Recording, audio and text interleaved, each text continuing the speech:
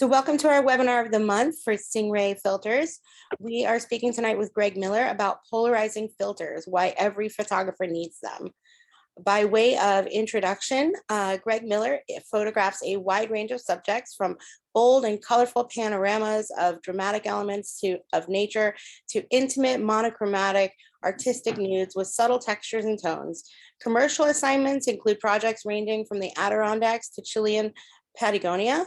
Tuxedo Park, The Gift of Nature, featuring over 200 new color landscape photos by Greg, was released in September 2015. His first photo book, The Hudson River, A Great American Treasure, has been honored to be named Bloomsbury Review's Favorite Books of the Year list for 2008. Greg also served as an artist in residence at Acadia National Park in autumn of 2009. His photographs have been featured internationally in publications such as Popular Photography and Imaging, Outside, Backpacker, Black and White Magazine, Photo District News, Europe's Digiphoto Magazine, Hudson Valley, Budget Travel, Inside Out Hudson Valley. He leads private photography workshops and also workshops and photography tours for organizations such as the Center for Photography at Woodstock, Peters Valley School of Craft, National Park Service, Digital Photo Academy, the Adirondack Photography Institute, and Alana State Historic Site. So Greg, it sounds like you are super busy and we are so glad to have you with us tonight. Yeah, very good. I do stay busy, but that's a good thing. So welcome everybody. Tonight wanted to talk about polarizer filters and why would we want to use one. Singh-Ray did not ask me to do this, but I thought it made sense to talk just a little bit about the different polarizer filter options from Singh-Ray, and importantly, once you own one, how do you use it? How do you use it correctly? There are some mistakes that can happen, and I have some examples of that, so you'll get to see that. And I brought a bunch of example photos where I show the exact same scene with polarization and without. So with that, let's move along.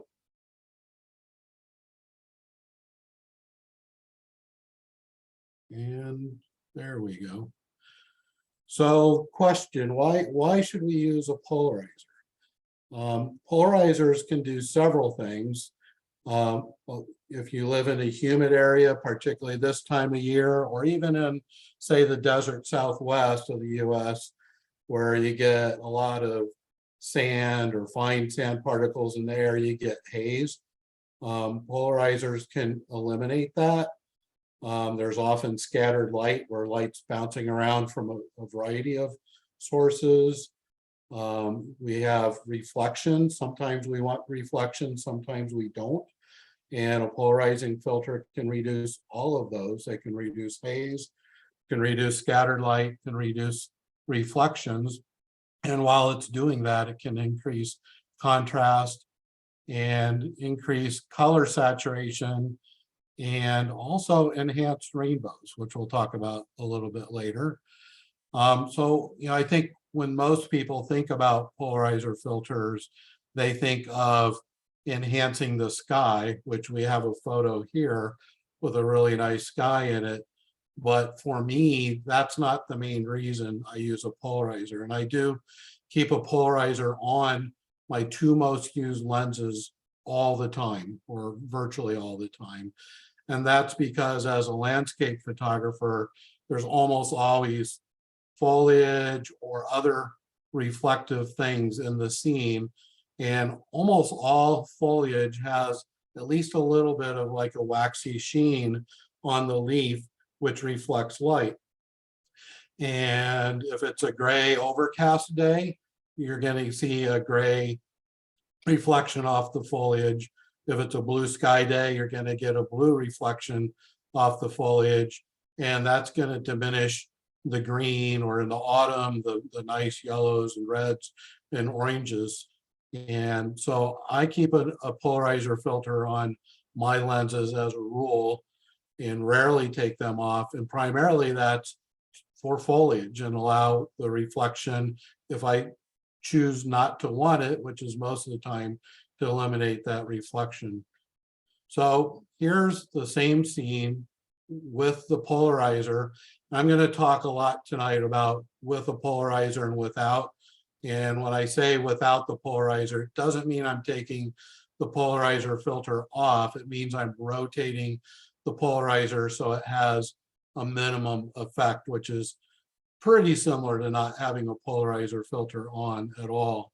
So here we have the scene. I really love the sky here, but if I rotate the polarizer 90 degrees, which minimizes the effect of polarization, you can see the blue sky isn't nearly as blue.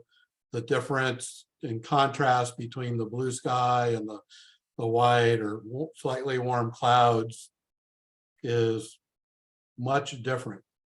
Two totally different photos. And if you don't use a polarizer, this is what you would get with this scene. If you do use a polarizer, this is what you can get instead. And I think that's a pretty dramatic difference. And that's why most people think about polarizers is to help enhance the skies. But we'll look at a lot of examples where it's not all about the sky. So here's a typical landscape scene, lots of foliage. And I mentioned almost all foliage is reflective to a little degree. The leaves are going to reflect whatever the sky is in most cases, and the polarizer can reduce or eliminate that reflection. So here's the scene with the polarizer in use. If I eliminate the polarizer, this is what we get. So particularly look at the leaves in the foreground center. So that's with the polarizer working for me, and this is without the polarizer working for me, and the foliage is reflecting the sky. This happened to be a blue sky day, and it looks more like it's reflecting gray, but big difference between using the polarizer. The colors are much more saturated. The reflection off the foliage is gone. The contrast is better. Just a better scene overall with the polarizer on. A lot of people are always curious about gear, so I thought I'd talk very quickly about the gear I use. My primary camera is a Nikon D850, and I have more lenses than this, but the core foundation of what I use is a Nikkor 14-24, 24-70, and a 70-200. The 24-70 and 70-200 have a Singh-Ray polarizer filter on them almost all the time, 99% of the time. The Singh-Ray polarizers I use are what Singh-Ray calls the LB, lighter, brighter, neutral polarizers. We'll talk about some other options and why you might want them. And I also happen to have a variety of Singh-Ray graduated neutral density filters. We won't talk about those today, but my favorite graduated neutral density is the Darrell Benson reverse, which means the density part of the graduated neutral density happens at the transition line from clear to density, and then it lessens towards the top. And that's perfect for when you're shooting into the sun, when the sun's low on the horizon. The lowest part of the sky happens to be the brightest, and that's where you need the density. So the Darrell Benson reverse gives me that. If you're shooting away from the sun, then the Galen Roll standard neutral density filters can work better. If I only had the money to buy one, it would definitely be the Darrell Benson reverse. And it's probably worth noting with the graduated neutral densities, I hand hold those. I do not use a filter holder. I like to be fast. I don't like the hassle of putting on adapters and adapter rings and sliding the filter in place. It's just so much faster to just hold one up against my lens with my hand. And I can also move it during exposure and adjust the transition from clear to density. Now, do you use a lens hood with the polarizing filter? Nah, it's pretty difficult for me. With my fingers are probably a little fatter than most people's, and getting my fingers in there to rotate, polarizer filter, the key is to rotate the outer ring to adjust how much polarization you have. And to get my fingers inside that with a lens hood, it's just too difficult for me. But I definitely suggest lens hoods are a good thing. So for the people who have them and prefer to use them and can get their fingers in there and operate the polarizer, I definitely would still recommend doing that.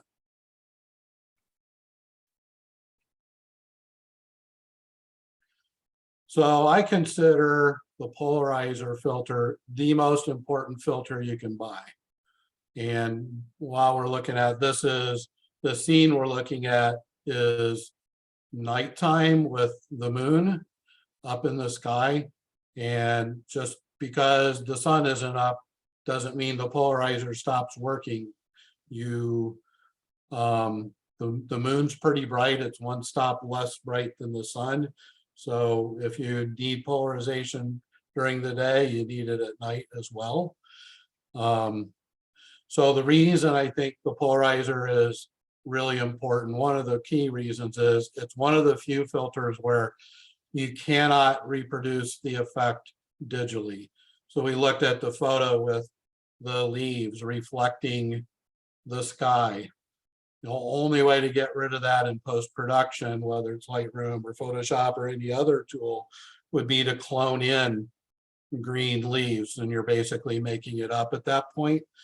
Once you have a photo with gray or blue or white shining off a leaf, it's there. And you're only going to be able to correct that by cloning in and sort of making it up. Whereas if you have the polarizer in the field, it just works and there's zero post-production required. Even though I use a polarizer almost always, you still need to have good light when you're making a photo. There aren't any filters that are going to compensate for bad light. And real quickly, how I define good light is light has three primary qualities. The color, so we have neutral midday light, we have the golden hour when the sun's up just above the horizon, we have the blue hour where the sun's below the horizon. The colors are important, and if you're going to shoot at midday, you're going to miss those colors. So you have color, intensity, how contrasty is the light, that's still important, and the direction of the light still important. And as landscape photographers like me, the light having a direction from low on the horizon typically is better than midday light shining straight down. So polarizer filter is great. It can do really good stuff for us, but it cannot compensate for bad light. And as I mentioned, do you ever use auto ISO with the polarizer? So auto ISO is going to raise your ISO when the light's low enough that you might have trouble hand holding the photo or hand holding the camera and still have a sharp image. So I don't see the polarizer changing that, other than a polarizer is going to reduce the amount of light hitting the sensor. So it might change a scene where you can comfortably handhold, still have a sharp image, to maybe not quite being able to do that handheld. I'm a huge proponent of shooting off a tripod. So me personally, I don't use auto ISO because I'm on a tripod, nothing in the scene's moving unless it's windy or there's an animal or a person. So if my shutter speed changes from 1/25 of a second to 1/12 of a second, it doesn't change anything for me. If you're hand holding and you're shooting in low light, then auto ISO probably makes sense to make sure that you're always shooting at a shutter speed that allows you to still get a sharp image and not have any photographer movement involved. And then would you use a polarizer filter with a long lens, like a drop-in filter for Nikon 600mm or 200 to 400mm? I do. So I didn't mention it as one of my core lenses, but I have a Sigma 150 to 600mm lens, and it has a polarizer on it. And it stays on most of the time. Every now and then, with some really bad environmental conditions at very long telephoto lengths, you can get some weird stuff happening, but I prefer to have a polarizer on it.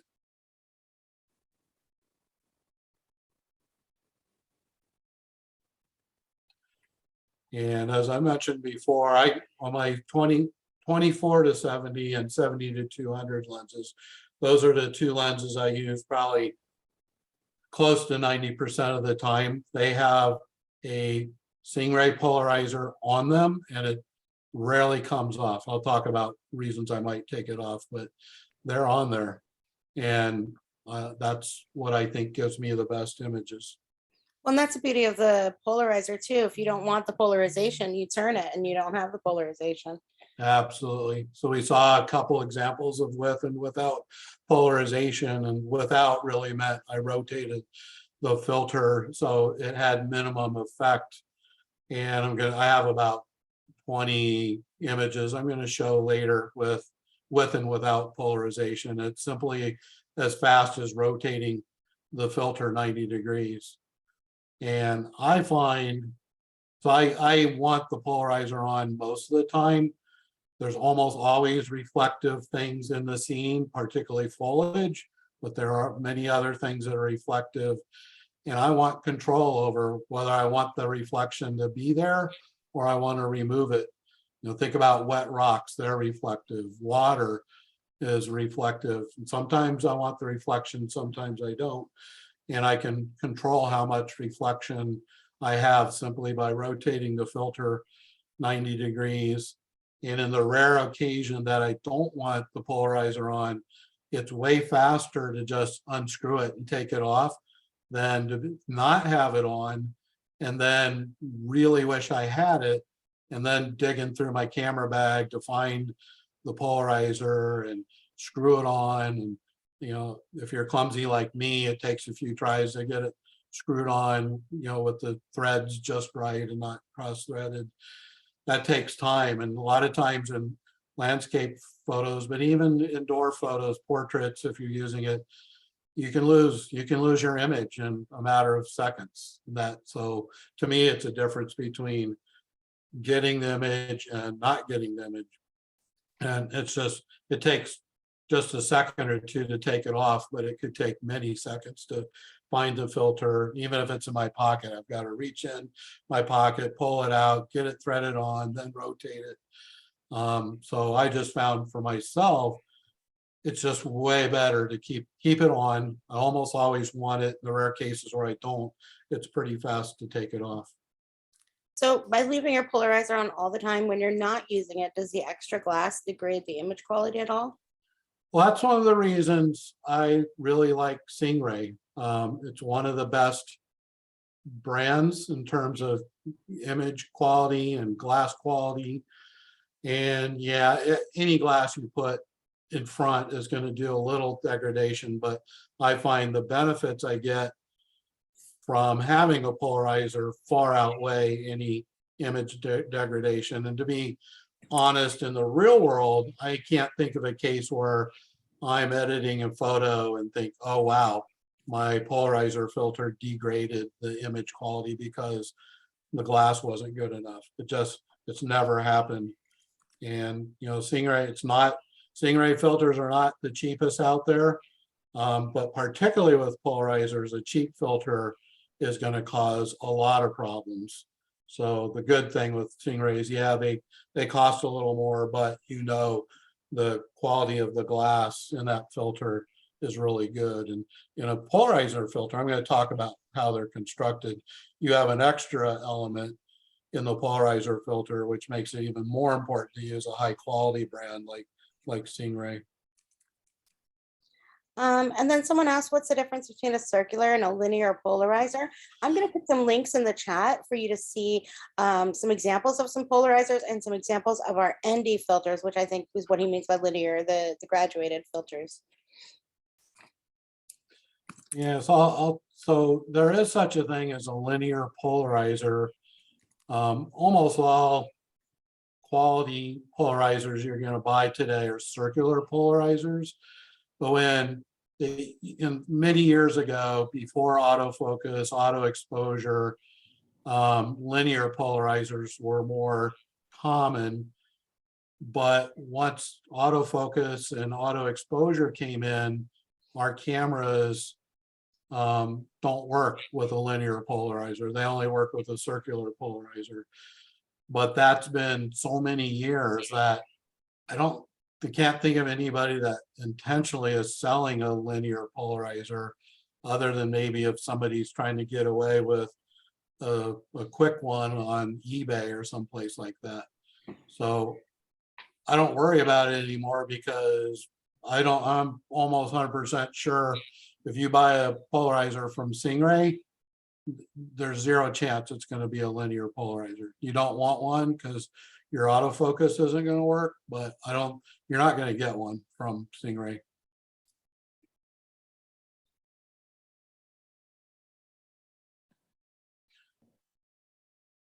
So here, Singh-Ray has a variety of polarizers. The ones I use on my cameras are LB, and the LB stands for lighter, brighter. And Singh-Ray polarizers, compared to almost every other polarizer out there, typical historical polarizers reduce the amount of light hitting the sensor or film by 2 stops. And in low light situations, if you're hand holding, that can be a problem. They'll lose 2 stops of light. But Singh-Ray LB polarizers only lose about 1 stop and 1/3. So you can have a faster shutter speed with a Singh-Ray LB polarizer than almost any other polarizer you would get from other brands. So I think that's all Singh-Ray's even offering anymore, is the lighter, brighter. I prefer the neutral. So with cheap polarizers, you're going to get weird color things happening. The cheaper polarizing material that's used in the lens can cause color cast to happen, but with the Singh-Ray, it's going to be neutral, which I prefer. But Singh-Ray also offers their warming polarizer, which adds just a little bit of warmth to every photo. So warm colors are going to be like this scene with the yellows and oranges. Those are warm colors, and a lot of really good, household name photographers love that. They love a slightly warm image. My preference is for neutral, because I'm a big fan of including both warm colors and cool colors in a scene like this one, where you have the warm yellows and oranges, but we also have the cool blues and purples. And I don't want to lose the coolness in the colors that are naturally cool. And I also know by shooting in RAW format as opposed to JPEG, if I decide my color balance needs to change a little bit in the RAW conversion, I can do that without any negative implications to it. So I personally prefer the neutral. Many really good photographers prefer warming filters. It just comes down to taste. Both are perfectly fine. It just comes down to taste for color. Singh-Ray has a combo filter. So Singh-Ray has a color enhancing filter, and they've added that as an option to the polarizing filter. So not only do you get polarization, you also get color enhancement. So colors like green and blue are a little more saturated than they would be without it. And with the color combo, a little bit of warmth.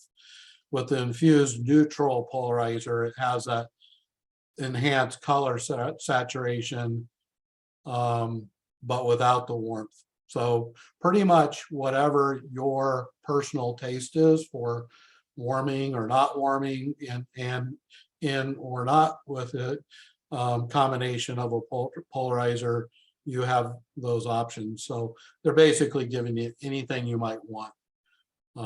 If you haven't experimented with warming filters, maybe it's best to buy Singh-Ray's warming filter and give that a shot to see if you like it or not. They're a little less expensive than a polarizer filter. So with the warming or color combo results, can those effects be created in Photoshop with a basic neutral polarizer? I'm sorry, say the question again. If you have the warming or color combo polarizer, can you duplicate those effects in Photoshop if you just had the regular polarizer? Yeah, that's really my thinking. So like with this image, if I was in the raw conversion process and I decided I wanted those cool colors to be a little warmer, in the raw conversion, we have sliders for color, temperature, and tint that, with the temperature slider, we can slide it right and get more warmth out of it. So for my taste, that's how I would do it as opposed to using the warming filter. But if you use the warming polarizer and you decided it was too warm, you can do the opposite. So as long as you're shooting raw, it really doesn't matter. I just find for myself, a lot of my images juxtapose warm colors against cool colors, and I want those cool colors for a reason, but that's just me. I'm on the opposite end of the spectrum. I tend to warm up every photo I take. So when I have a warming polarizer, I can save that little step later. But it's a preference thing because I shoot a lot and I want them all warmer. It's just my preference. Yep, definitely a personal preference. And with whatever you're using, as long as you're shooting it raw, it's pretty simple to correct for it if you decide you wished you had the other one. Or you can, if you really know what you want, you can have both filters and switch them. So let's talk about construction and quality of filters, because it's really important with polarizers, more important than almost any other type of filter.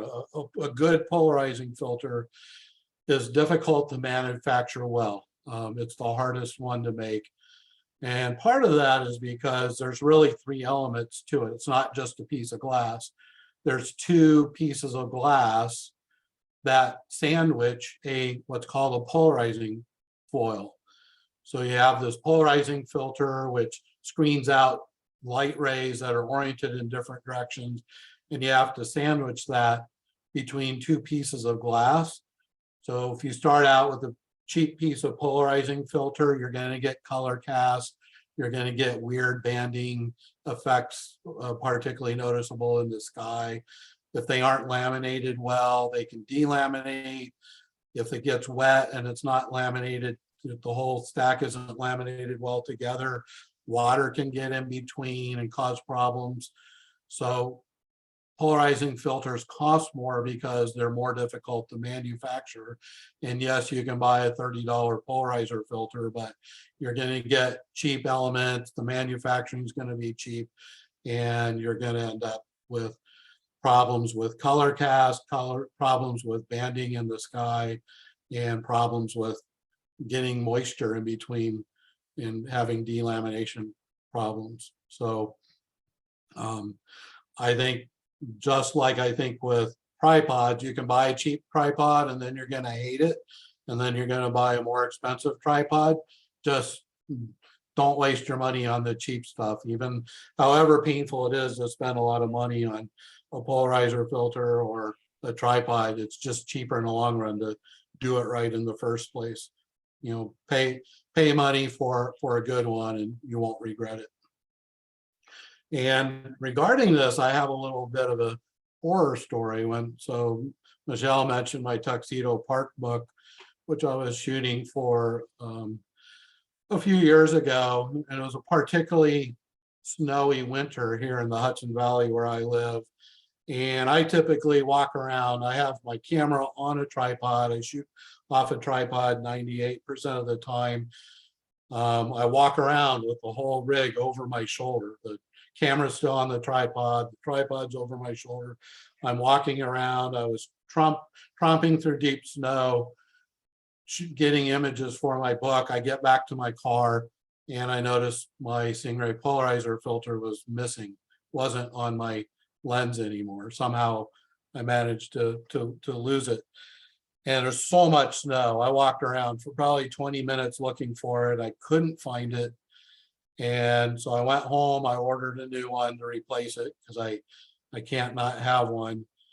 And a few times I went back to Tuxedo Park when I was shooting. I thought maybe, as snow melted or the snow plows moved snow around because there are really deep piles of snow alongside the roads, maybe I would find it. I kept looking all winter long and couldn't find it. And then I think it was like April, most of the snow piles were gone.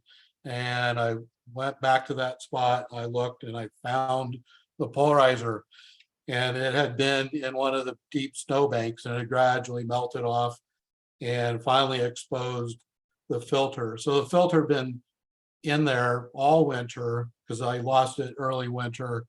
It was out there being pushed around by the snow plows, going through freeze and thaw cycles the entire winter. It was wet when I found it in the snowbank.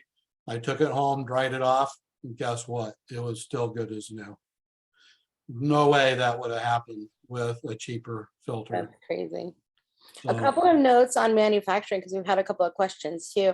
I've actually been to the Singh-Ray offices, and they hand make these filters in small batches, and then they inspect them one by one, like a human eye actually inspects them.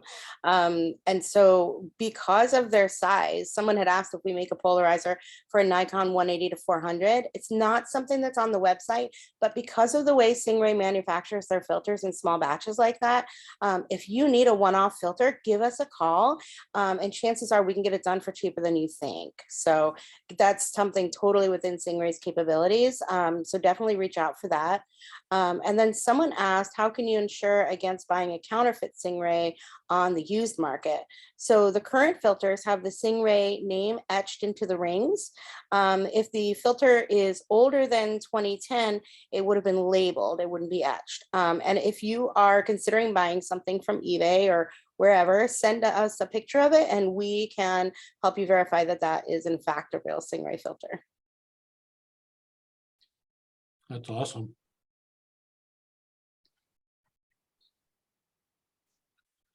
So, how now that you've decided to buy one or you already have one, how do you use it?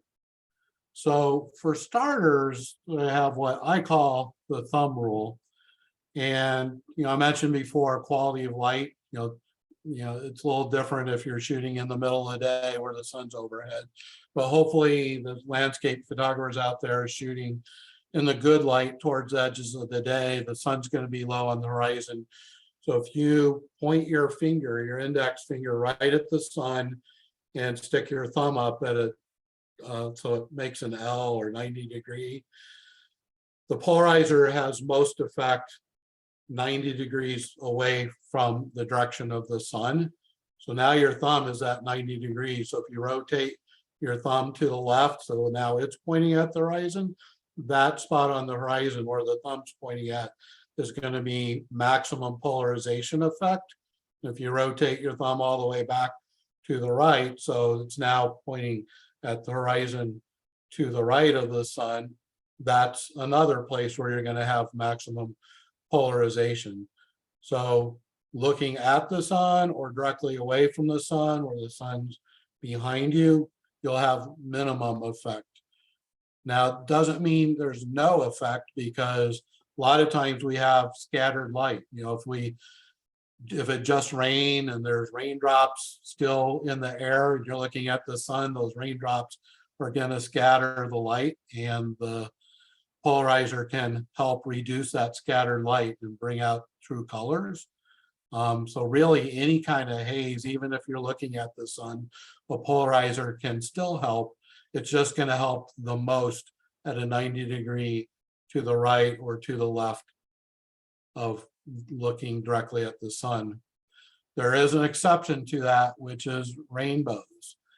And rainbows form 100 degrees or directly opposite of the sun.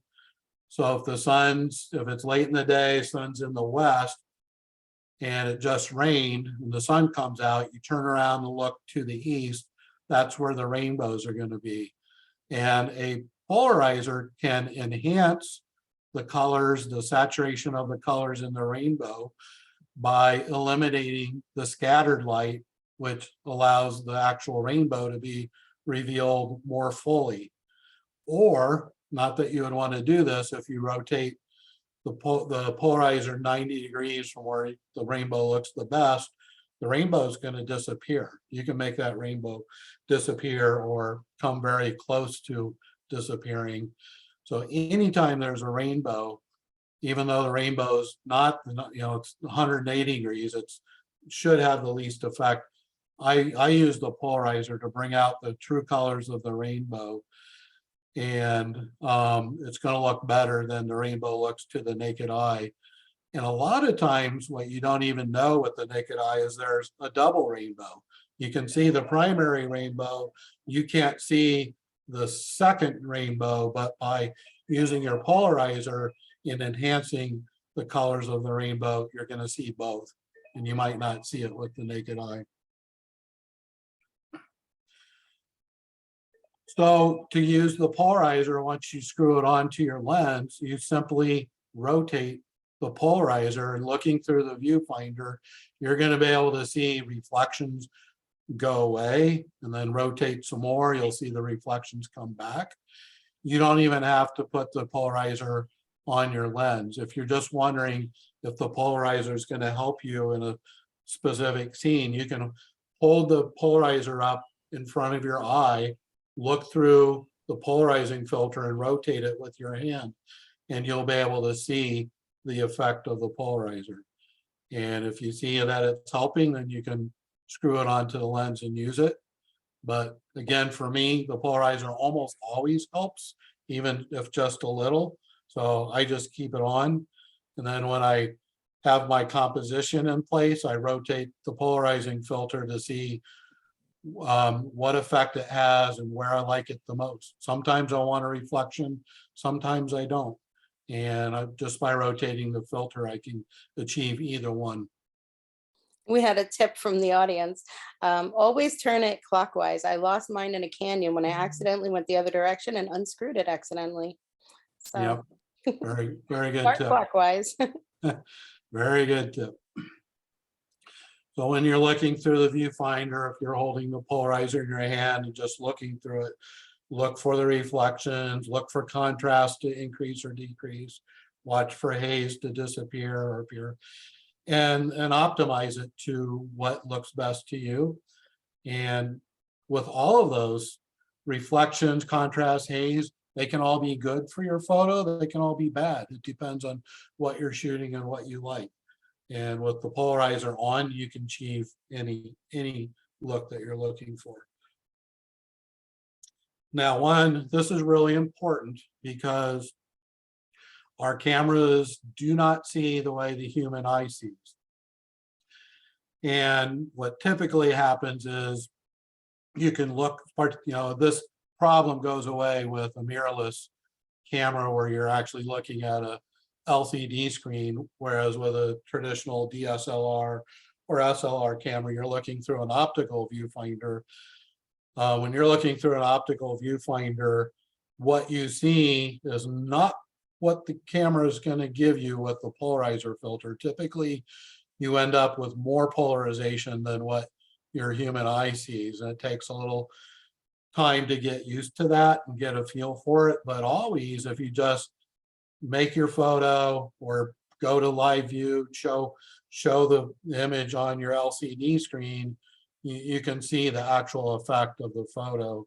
So I recommend that if you're getting used to a polarizer, always confirm it with an LCD screen to make sure. The worst thing that typically happens is overpolarization. I'm going to have some examples of that, and it's an ugly look and it's hard to fix in Photoshop, sometimes impossible. So it's something to be aware of. and it's most common with wide angle lenses. And then do you set your polarizer before setting your shutter f-stop or after? My process is I frame the scene. I'm on a tripod, so I can do that. It's not going to move. Next, I adjust the polarization. And then after that, only after that, then I determine my exposure, because with polarization and changing amount of polarization, you're letting more or less light through the lens back to the sensor. And so depending on how the polarizer is oriented, you're going to get more or less light. So that will impact your exposure.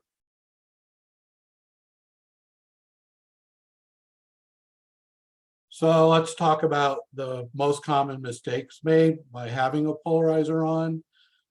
Number one is, particularly Americans, more is always better, right? But not with polarizers. Sometimes the best is somewhere in between. So it isn't always a case of rotate the polarizer till you get maximum effect or least amount of effect. Sometimes it's in between there. And that's the nice thing of polarizer, is you have the two extremes, but you have the full spectrum in between to choose from. So don't automatically just rotate it to the maximum and assume that's the best, because it isn't always. Particularly with wide angle lenses where you have, so we talked about the 90-degree rule, maximum polarization 90 degrees from the sun, minimum polarization looking directly at the sun or directly away from it. If you have a wide angle lens that covers typically more than 90 degrees, you're going to get the minimum and the maximum in some frames, depending on which direction you're pointing. And you can get skies that go from very dark blue to very light blue, and it's not natural. It doesn't really happen often in nature. And once you see it, it's like, okay, this person wasn't paying attention. So be particularly careful with wide angle lenses, and heavy polarization with a wide angle lens in a scene that includes the sky is almost always going to be problematic. And because of that extra piece of glass in front of your lens, if the sun's in the frame or close to being in the frame, you can get more lens flare than you would without. So this is the number one reason I take my polarizer off, is if I'm including the sun in my frame. And sometimes I like lens flare, so it can be a good thing, but sometimes I don't want the lens flare. And in those cases, I'll use my depth of field preview to see whether I have lens flare, or I can take a test shot, look on the LCD to see if it's there. And that's typically what I'll do. And if I see flare and I don't like it, then I'll unscrew the polarizer and take it off temporarily. So not a lot of negatives. So is there a way to avoid sky color bands with the polarizer on a wide angle lens? Yeah, I'm actually going to show you at least one example where I've got the bands and then I changed the orientation of the polarizer to eliminate it. So it's basically rotating the filter to achieve what you're trying to do and without getting that effect. And on very rare occasions, I might blend. I'll shoot the photo twice, once with polarization, once without, and then I'll blend it in Photoshop. I'll use the two images and blend in the sections of each photo that I want. So, what would be common is lots of light reflecting off of foliage and using the polarizer to limit that. But then with a wide angle lens, if it's a blue sky day, you might get that banding in the sky. So I could use minimum polarization for the shot with the sky and use the sky portion in Photoshop and blend in the foliage photo for the part, where there's foliage, and get the best of both worlds. I don't do that a lot. It's typically not necessary, but if it's a killer shot and I'm not liking the way the sky looks, then I'll do that. And one of the tricks I use, because if you're shooting a lot, then you get back home or your studio and you can't remember when you did that. So I always shoot dark frames before and after that. So I'll cover my lens with my hand. I'll tip the shutter so I get a black frame, and then I'll shoot my shots with polarization without, and then I shoot another dark frame. And when I see that when I'm editing, it's like, I know I did that. I know I did something special. I also do the same thing if I'm shooting a panorama where I have 2 or more photos that I want to blend into a panorama. I'll do the same thing as a reminder to myself, you know, particularly if you're on, like I just got home from a 10-day photo trip, and if I don't edit until I get home, it's impossible to remember all those things. So shooting a black frame helps me remember what I did. So let's look at some sample photos. And this scene, this is on a beach in Maine, and everything in this frame is wet. And everything in the frame, it was late in the day, everything was reflecting the sky. So we have wet seaweed, wet small rocks, wet big boulder with lots of stuff on it. All of that was reflecting sky. And I had my polarizer on the lens already. So simply by framing up the shot and then rotating my polarizer up to 90 degrees, it eliminated all the reflections. Unfortunately, in this one, I wasn't smart enough to shoot a second frame to show you what it looked like, but I think you can probably imagine. Every shot after this will have a with and without polarization.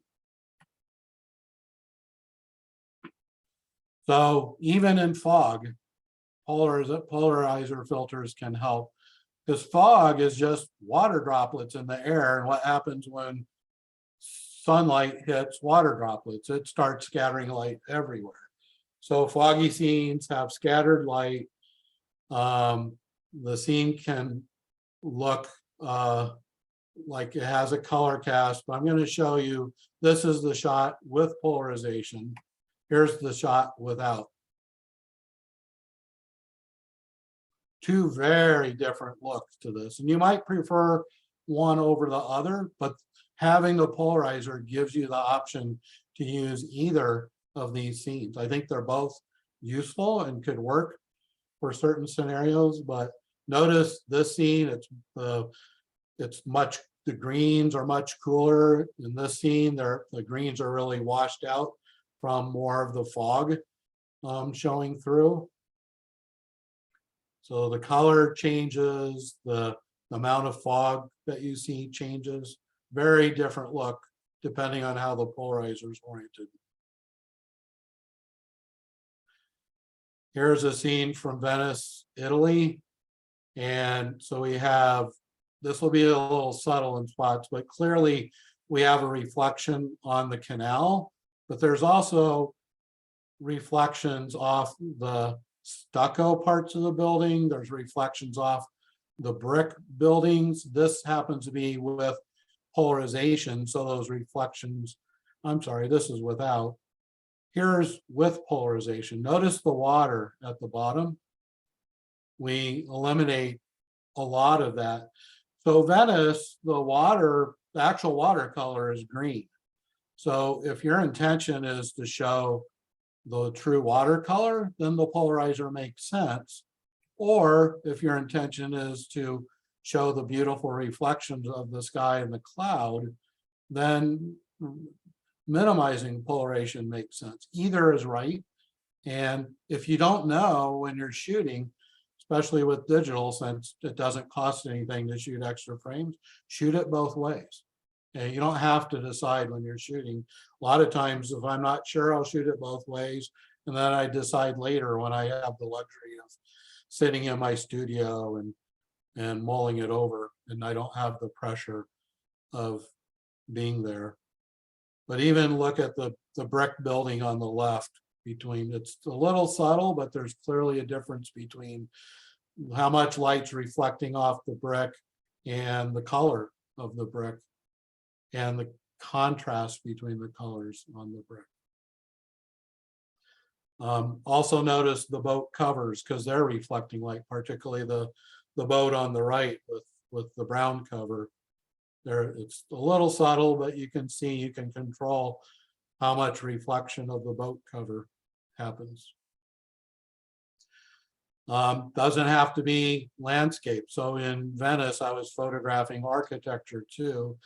And you'll notice, so this scene has various kinds of metal, but also paint or stained wood. All of that is reflective. So this is minimum polarization. And that's with a lot of polarization, eliminating those reflections.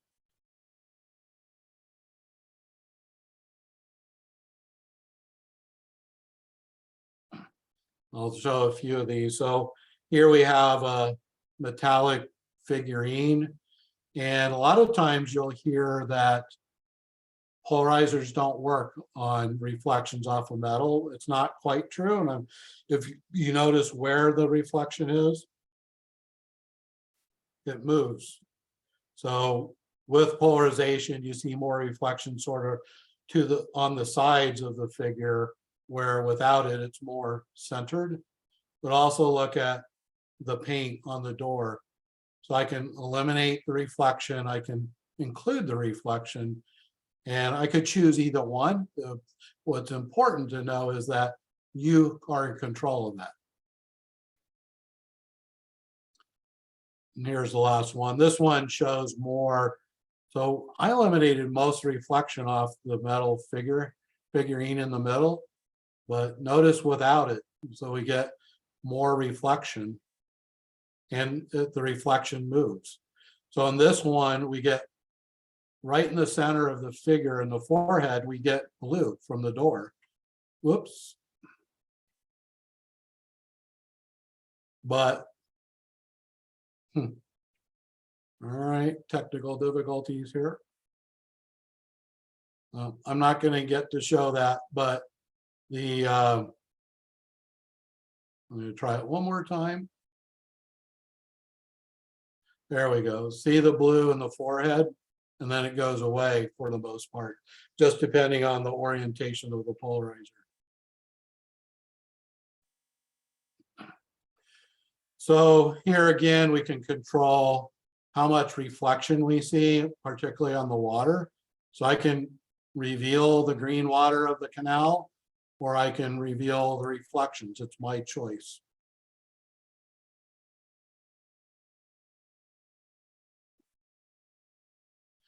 And so here we have tiles and reflective walls. The tiles are highly reflective. So I've eliminated a lot of the reflection off the tiles and the wall, and I can let reflections through. Two pretty different photos just by rotating the polarizer no more than 90 degrees. And just one more with water. So there's a lot of reflection happening. Also look at the light on the drainage pipe in the center. So I can make the reflections go away and reveal the green water. Whoops.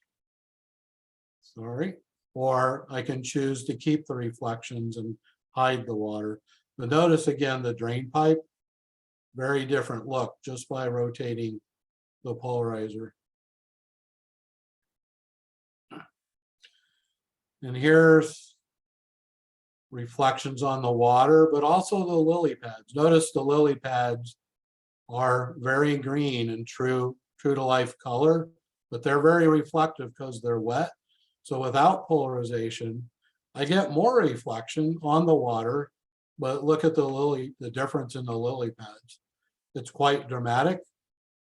So here's a case where I like the green of the lily pads, but I also like the reflections without polarization up above the lily pad. So here's a case where I might blend the two photos and keep the lily pads from this photo and the reflections from this version of the same photo.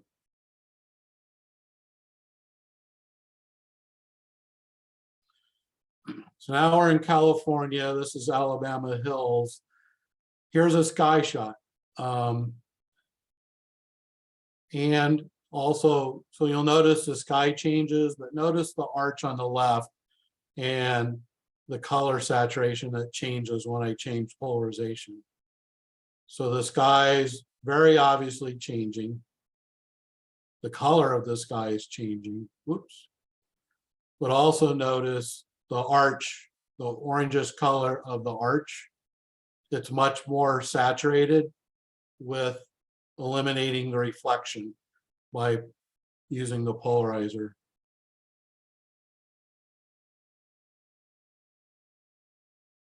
Also notice the tall mountains in the distance have more of a blue cast. So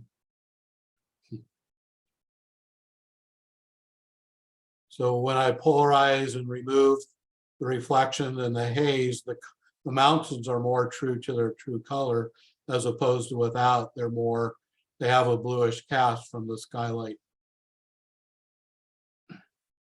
Here's the same scene without the sky. And in this one, notice the saturation of the rocks and the arch in the foreground, but more importantly, notice the mountains in the distance. So this is without the polarizer. It's much more hazy in the background. There's less contrast, and it's more of a cool color from the skylight versus with the polarizer. It's a much more warm scene. There's more, the colors, the orange, the warm colors are much more saturated and rich, and the background is much more clear. It's not hazy, and doesn't have a cool color cast.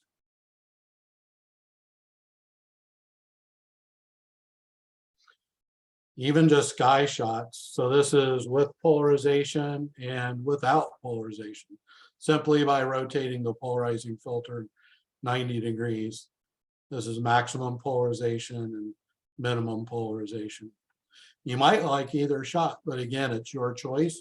With the polarizer, you get to have both choices. Without the polarizer, that's what you get. And you may like that, you may not. Look how dramatic the color of the sky changes from a deeper blue to a more cyan, just from the polarizer. Also notice with polarization, the detail in the moon is much more pronounced than with minimum polarization. So here's what it looks like when you over polarize with a wide angle lens. Look at the sky in the center. Look at the deepness of the blue compared to the sky on the left. It's a dramatic change in the color and the luminosity of the blue, and that's just not normal. And it doesn't look good. Once you've seen it, you notice in somebody else's photo, it doesn't look good. So here's a case where maximum polarization was not good. It hurt the image, but if you look at the grass in the foreground and the trees on the hillside, they look pretty good. And I needed a happy medium, which is this. So this is sort of halfway polarization, not all the way minimized, not all the way maximized. So I don't have the luminosity banding in the sky, but I still have pretty good looking grass and trees. So you have to look out when you're using a wide angle lens and the sky's in the scene.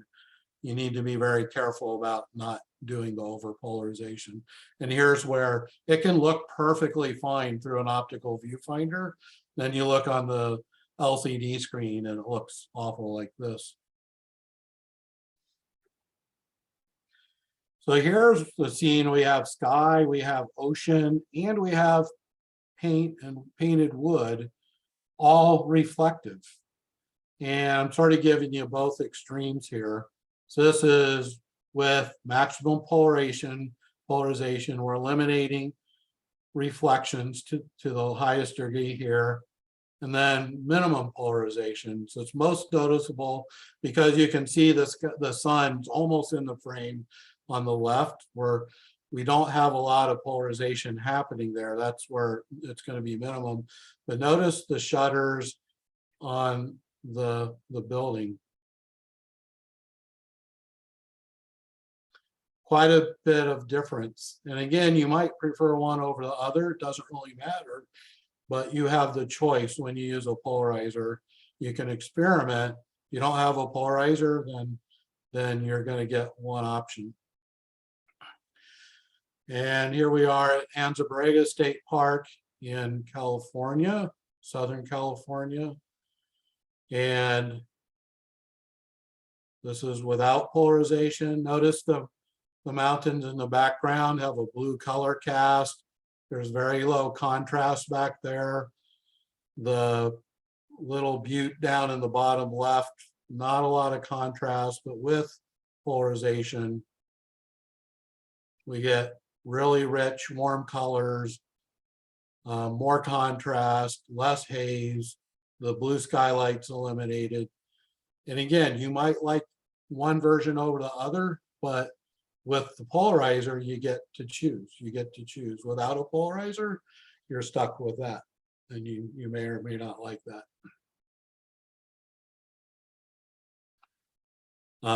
Here we have sky, clouds, and haze. So the mountains in the middle, I have the true color showing through without polarization. They're less contrasty, more blue from blue skylight. So very different image by having the polarizer or not having it. And this one, notice the road. So this isn't even a paved road. This is a dirt road without polarization, with polarization. Very different scene.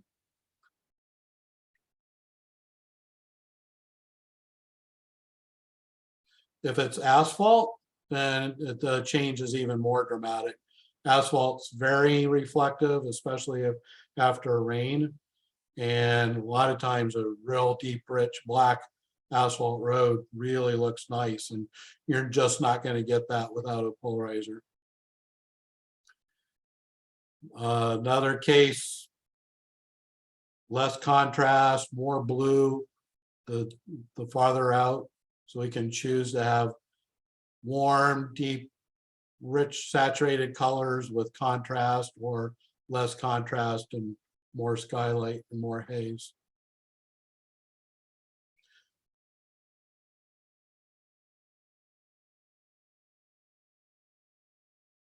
Same situation here.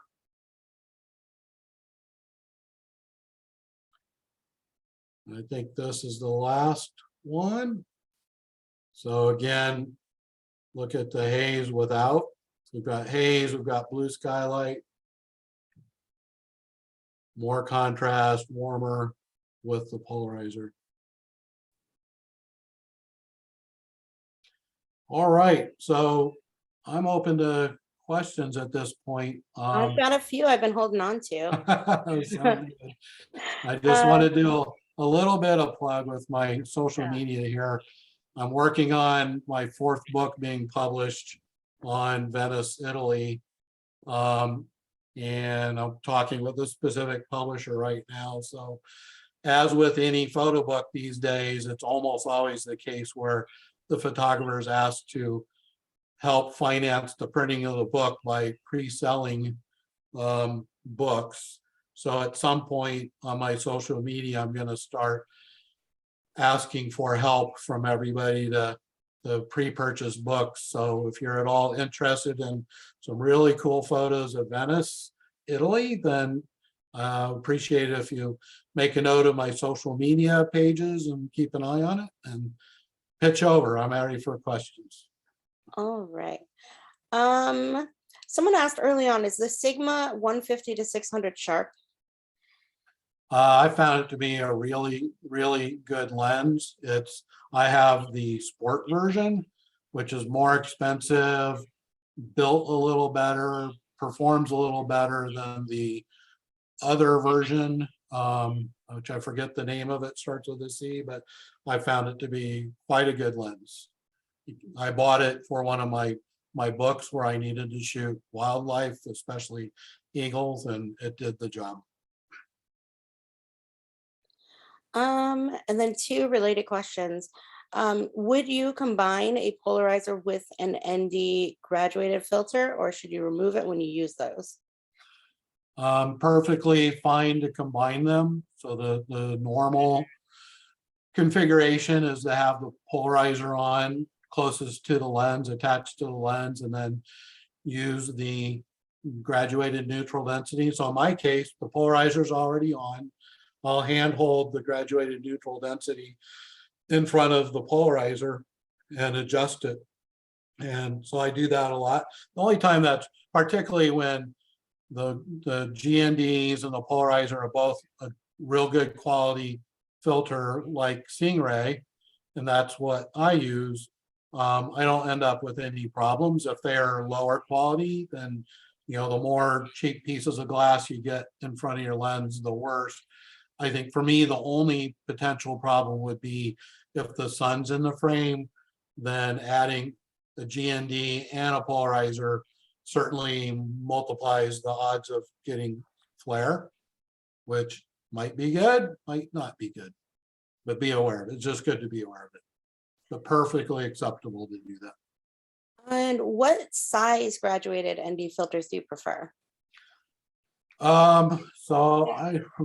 That's a good question. I use the rectangular ones that the standard size, I guess it would be the Coke and P size, and that works for all of my lenses. Singh-Ray has been very generous because for me, sometimes with the bigger diameter lenses, I'm just holding on to a tiny corner of the GND and it's a little bit sharp. And when I'm holding it for some of my exposures are 30 seconds or a minute. And after holding it by the very end of the corner, it kind of hurts my fingers. So Singh-Ray has been very generous and offered to round off the corners for me. I haven't taken them up on it simply because it hurts me to not have them. Like I have to send them in and I don't like not having them. So I haven't done it yet.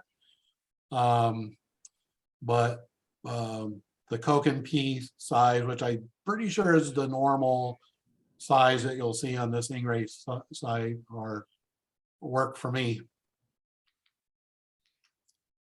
And I'm interested in your metering methodology and how or if you incorporate any corrections for the polarizer and to what extent. So as long as you're using DSLR or equivalent where the metering's in the camera is metering through the polarizer as long as the polarizer's in front of the lens.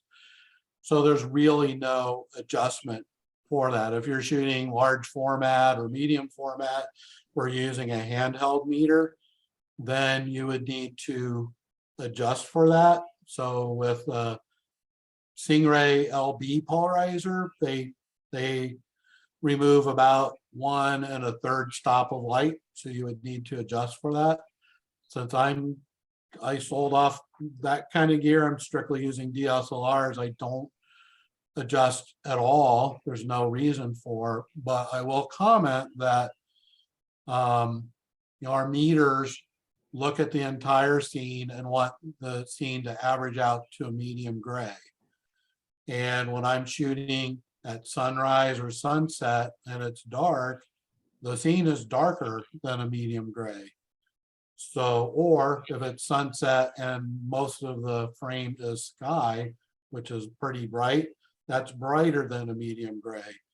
So, my typical landscape scene at the edges of the day is a little bit of sky with a lot of foreground that's dark. It's not getting any direct sunlight. It's pretty normal for me to underexpose by a stop and a half, even 2 stops, because the meter wants the scene to look like midday, an average gray, and that scene is not that bright. If I'm shooting a sunset, most of the frame is the sky that's being lit up by the sun, then I might have to overexpose because the meter wants, again, to look like midday. It's going to darken it down so the scene averages out to a medium gray, and the scene's brighter than that. So it's very rare that I shoot at the actual meter reading. More often than not, I'm underexposing compared to what the meter wants. And how does the polarizer affect starburst? My take on it is it doesn't in most cases. You know, to get a starburst, we want a wide angle lens and stopped down to f/22 or f/16. So that hole in aperture is super small, and that's what yields the sunburst. The polarizer isn't going to change either the wideness of the wide angle lens nor the aperture. You know, by having an extra piece of glass, you might get you're more likely to get lens flare, which might be good or might be bad. But other than that, I don't think, in my mind, it won't impact it. And does it have any impact when shooting black and white? Does it increase contrast? Yes, it will. So almost all the photos I showed, I mentioned haze and the ability to eliminate haze and increase contrast. So, and the color will change. Typically, it gets a little darker, more saturated. So, you know, removing color from a hazy scene, you're going to have low contrast, and a polarizer is going to eliminate a lot of that haze. So you're going to end up with a black and white photo with more contrast than you would have without it. And a lot of the tones are going to be darker than they would be otherwise. And do you use a polarizer when you plan to stitch photos for a panorama?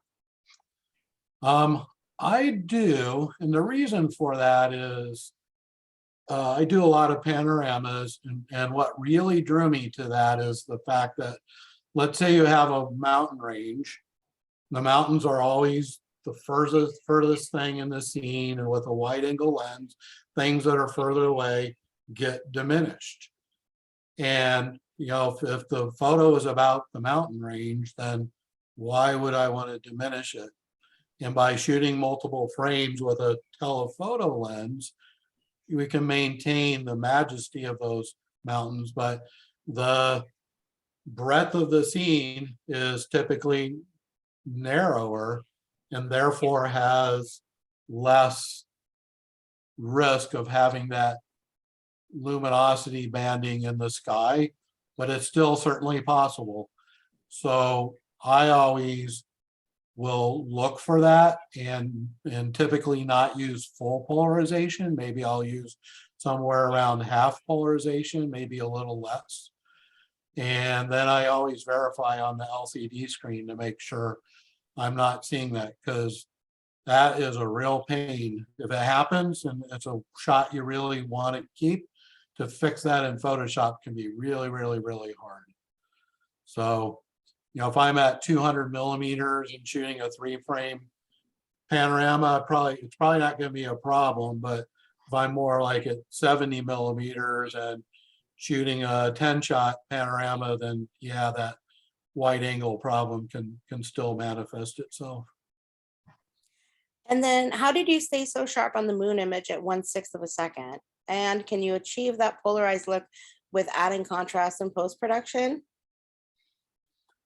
So the second question first, it's, you know, if there's a reflection, fixing that in post is really impossible. You can fake it by cloning in fake stuff.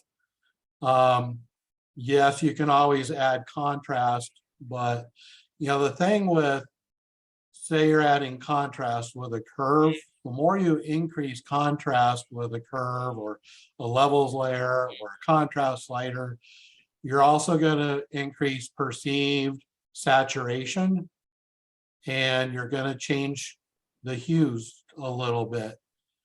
And that can be a problem. So I'd rather do it with a polarizer where I eliminate the haze, the contrast comes in, and I haven't artificially introduced extra saturation or cause hue changes by increasing contrast in Photoshop. And do you set the exposure before or after you polarize? I think we touched on that. Yeah, we touched on that. Definitely after, depending on how the orientation of the polarizer is, it's going to like when you have minimum polarization, it's basically letting in all the light, including the scattered light. When you start polarizing and eliminating the scattered light, less light is actually getting to the sensor, the camera's sensor. So it's definitely important to get your polarizer oriented the way you want it and then set your exposure after that. And then someone asked, do you ever have problems with the filter getting stuck on the lens? It happens. Now, here's another benefit of using a high quality filter like a Singh-Ray is the materials that they use are less prone to stick. When you get sticking of filters is when you have two very different metals. So you have the metal typically on where the threads are on your lens. Then you have the metal of the filter. When they're very different metals, they expand and contract at different rates, and that's where you get the sticking. But a quality filter with like Singh-Ray is using a metal very similar to what the lens what they're has. made of. The threads on our filters are aluminum. Okay. But given that, this is not a Singh-Ray issue, this is a Nikon issue. The 70 to 200 millimeter lens that I have makes it really hard to get the polarizer filter off. It's got like a rubberized coating, and it's hard to turn the filter and not get my finger stuck. So just in case, I bought, these are very cheap, I want to say $5. I bought a filter removal tool. It's basically a rubber coated piece of metal that's round that you can squeeze over the round filter and twist it. And I just keep one of those in my camera bag just in case, just for that lens.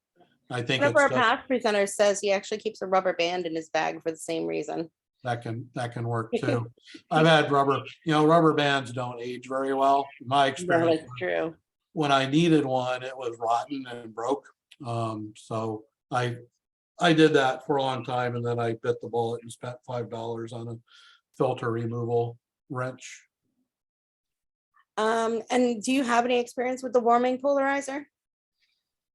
I don't think so. I may have had one like 15, 20 years ago, but I don't have any recent experience or enough memory of it to talk to it.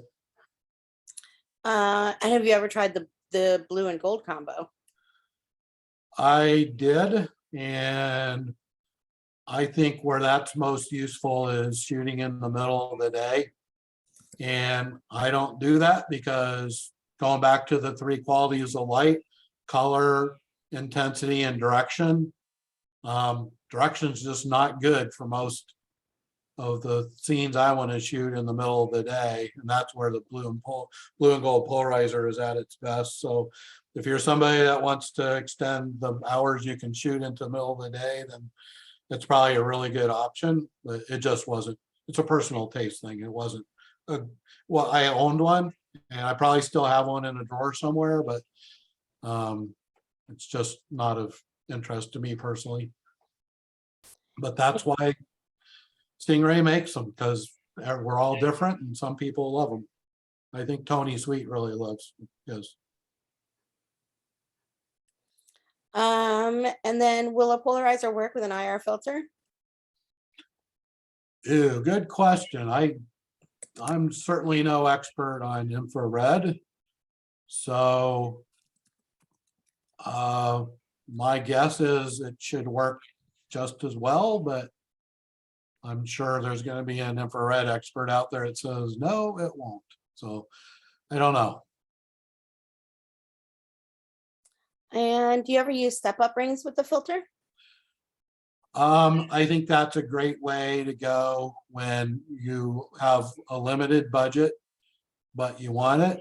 It's a great option to buy a polarizer that fits your biggest diameter lens, and then buy step down rings so you can use that same filter on your other lenses.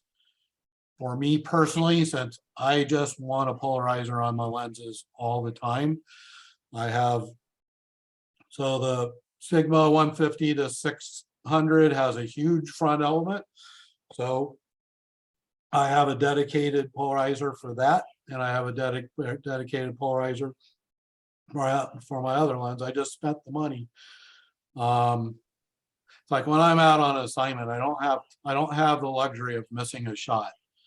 So it was worth it to me for that reason, to spend the money and just put one on every lens and never have to stress over whether I'm gonna not get a shot because it needed a polarizer and I didn't have enough time to get it off another lens and put it on this lens.